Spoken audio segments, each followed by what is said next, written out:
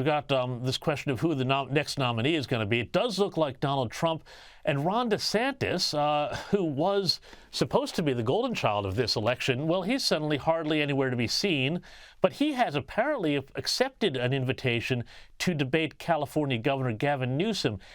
With all of the noise around Donald Trump, does he have any chance at this stage, do you think, to cut through? Or is the nomination now just a fait accompli for Donald Trump? I frankly disagree.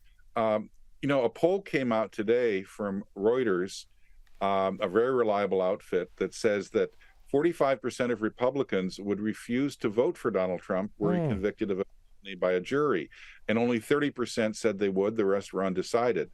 I believe that regardless of whether or not the indictment should have been brought, the weight of all of these indictments, there may be a fourth one before the first presidential debate in Milwaukee on August 23rd among Republican candidates. The weight of these indictments often can convince people, Donald Trump may have been treated unfairly, but do we want this man, the one who will go up against Joe Biden or whatever Democrat is running, and can he convince enough independent voters that he can win? And I think that's clearly in doubt because Trump underperforms other Republicans running against Biden and running against other Democrats. So I think Ron DeSantis has obviously not met expectations, but a way to get back in the game, since you and I agree that Joe Biden is not going to be the Democratic nominee and it may be Gavin Newsom, what better way to get back in the game than to have a national debate on Fox News featuring Ron DeSantis versus Gavin Newsom, who's sort of a stand-in for Joe Biden, who refuses to debate anyone.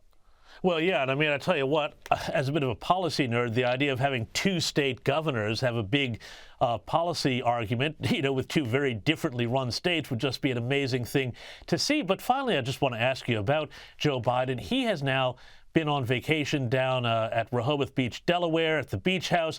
Lots of pictures of him coming out, hanging out on the beach. But he's spent about 40% of his presidency now offline. I mean, surely this is not a good look beyond all the other problems that Biden has with his son Hunter.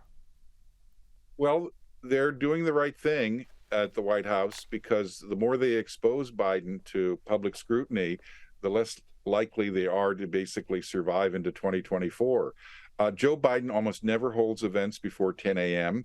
He almost never holds events after 4 p.m. So there's a 6-hour window in which they can present him to the American people. And Lord knows, how they're prepping him for those 6 hours. But he's usually basically behind closed doors and either resting or something else for the rest of the time. It's an astonishing hide and seek play with the media, with the American media. And unfortunately, they're largely going along with it. I, as a reporter, am appalled at the conspiracy that's taken place between the media basically not asking questions about Biden's health and accepting the fact the White House won't tell them anything.